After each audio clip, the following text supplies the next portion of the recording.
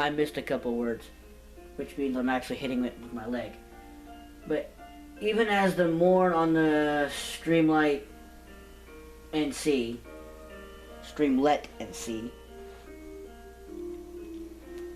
but that's okay, it's probably a verse to a song. I probably should stop being an idiot and just read. Then will all clouds of sorrow depart. Beautiful dreamer, awake unto me.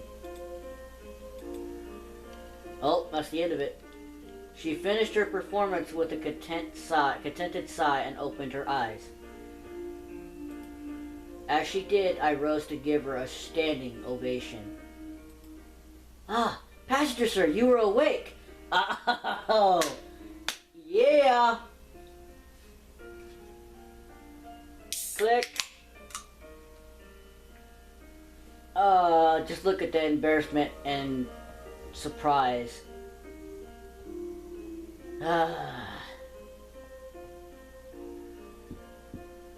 You just wonder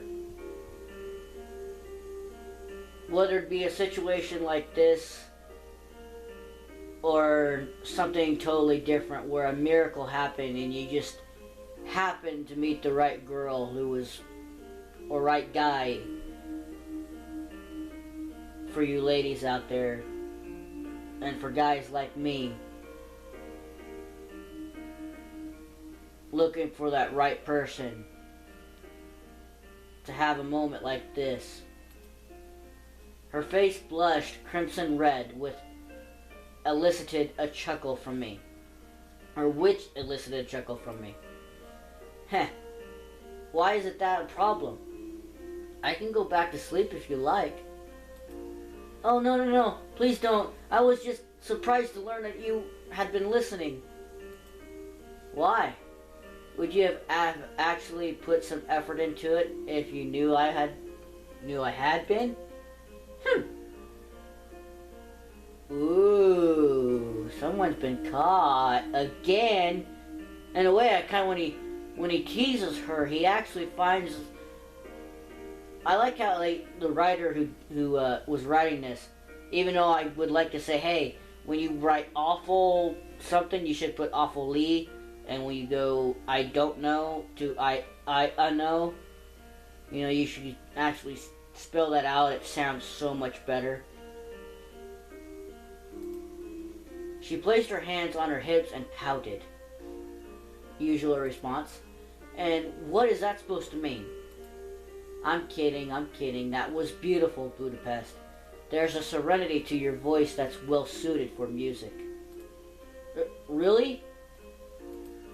I quickly nod. You ought to sing more often.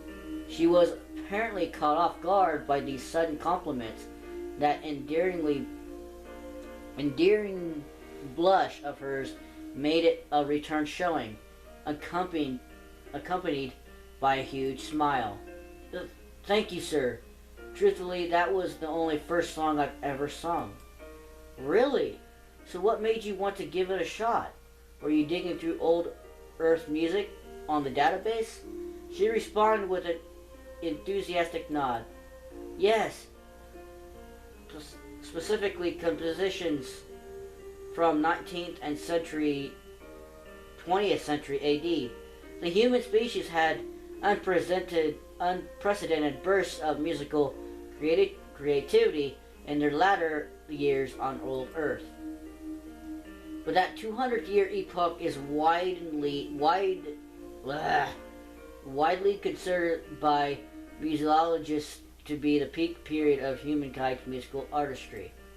The song you just heard is called Beautiful Dreamer and was written in 1826 by... I smiled naughtily politely as she babbled excitedly about the history of the song, its composer, and the era in the music history. Though I didn't share her passion for old Earth history, it was hard not to be won over by her high-spiritedness. I think I would listen to that year's music all night and not grow bored. All night? We're out in the middle of nowhere, space, perhaps light years away from the nearest sun. How does she have any concept of night? Well, I suppose you won't be needing my company then. Oh, burn. With a teasing look, I settled back into the co-pilot seat and closed my eyes. Wait, what? Well, you do have centuries of music to listen to, don't you? Wake me up when you grow bored. Which, at the rate that you've been digesting information, should be in a couple of decades or so. Now he's being a jerk again. ... I cracked open an eye to catch Budapest pounding angrily at me. You're not very funny, sir. Oh, I'm not, am I? She shook her head emphatically. I do get bored when you're asleep, or to be more accurate. She paused and struggled with the next word. ... Never mind. It's nothing important. Protecting you is my primary directive. That's all I need to worry myself about. Do you think that's fair, though? I like how the music just, when it got to this point, it just stopped. She cocked her head to the side. What do you mean? What I mean is, do you think it's fair that my needs must always come before your own? The question seemed to perplex her. But sir, I was programmed to serve humanity. Serving you is my need. Titan spent years developing the deep code that enables us AI to... No. You still don't understand. I know what you were programmed to do, Budapest, but how do you feel about it? She bit her lower lip, glancing down at the floor as she thought this over. I don't know, sir. No one's ever asked me before. Naturally, until recently, there was never any feeling to be inquired about. Any feelings inquired about. Then let's look at this from another angle. Why shouldn't you ever think for your... Shut up, phone. Think for yourself. But you're a human.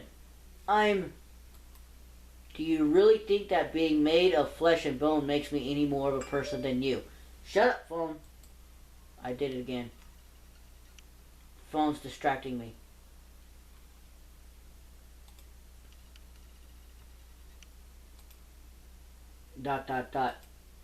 She seemed surprised, saddened, and even frightened by this line of questioning, but ultimately she was confused.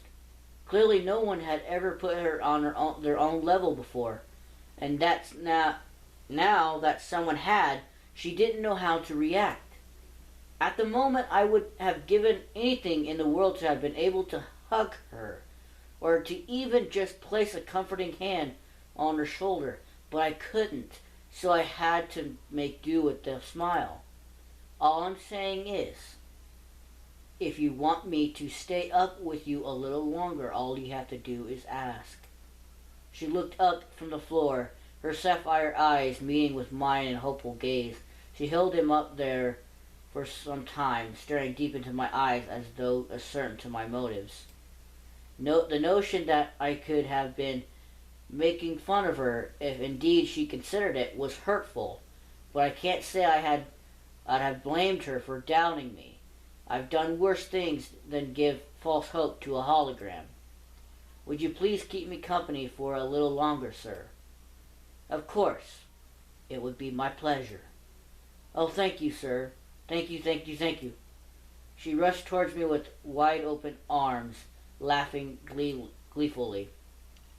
And of course, passed right through me. Neither of us could think of anything to say. Our backs were turned toward each other now, the result of a cruel twist of fate. ... What could have been one of the more pleasant moments of this journey had suddenly turned awkward and more than a little sad. Fortunately, it was only I who saw it that way. After a moment or two of silence, Budapest simply turned around with a heartfelt smile on her face and laughed. She then walked up to me and wrapped her slender arms around me, stopping about a millimeter or so from my body. The warmth of the light of her projected figure made the rest of the cockpit seem frigid by comparison. Hey, what is it? Would it be alright if I addressed you by your name from now on? ... You have it on record, right? Yes. ... Of course. Please, if you want to, call me by my name. Alright. Thank you for being stranded in space with me. Elarion. I chuckled. That's actually a good name.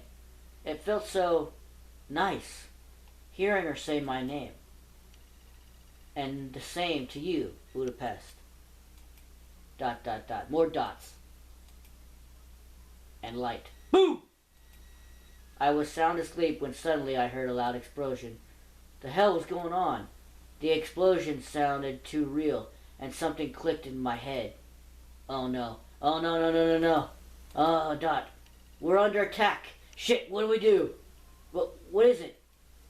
They're shooting right at us. Stay away from the window. Waking up in a hazy daze, I frankly scrambled to my seatbelt, ready to duck under cover. The pressure cleaner would have to be sacrificed.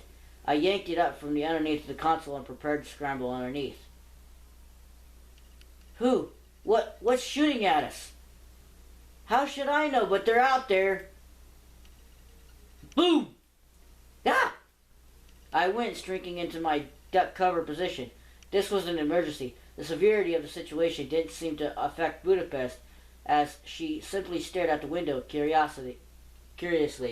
After a few moments, she blinked. Oh. The hell are you doing? If they see you, they'll know that people are in here. Look. Oh, no. There's no one out there. Just... Elarion? It's the console. I was playing a song.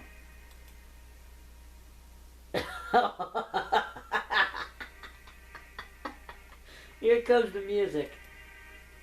More dots. What? I lowered my arms to poke my head out from my safety cubbyhole as I calmed my swiftly beating heart.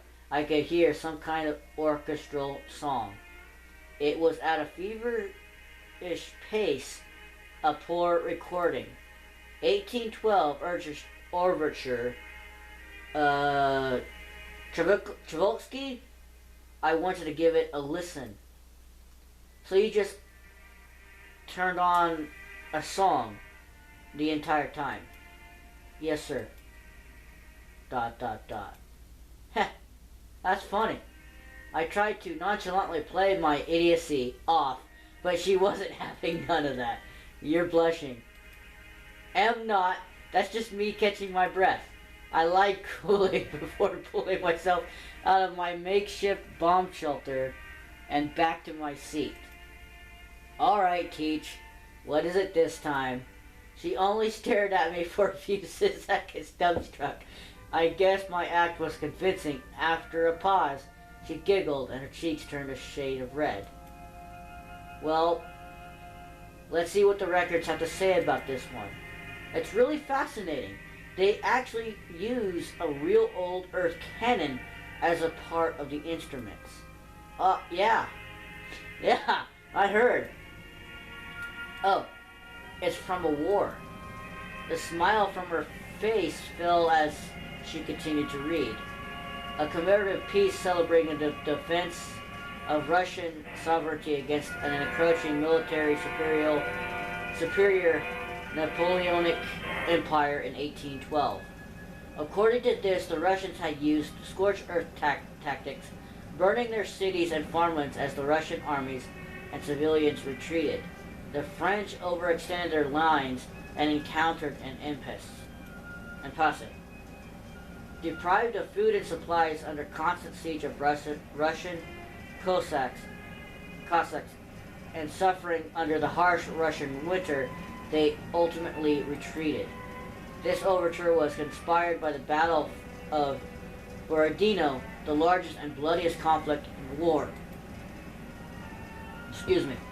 She read the words quietly, hesitantly. It wasn't a pleasant subject to think about.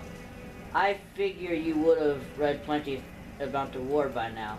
Honestly, I've been avoiding the subject. It's pretty difficult to avoid, but you were curious, so... damn it. This was my fault, wasn't it? I turned my head aside. In the corner of my eye, I see her hand raised to her chest, clutching the fabric of her dress. It sounded so heroic and optimistic, but so many had to die.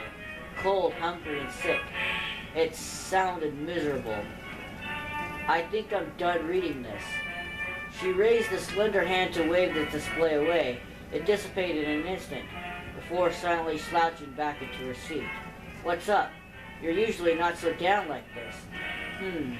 They had the casualty numbers on there. I had a bad feeling well up. I didn't want to look at it anymore, that was all.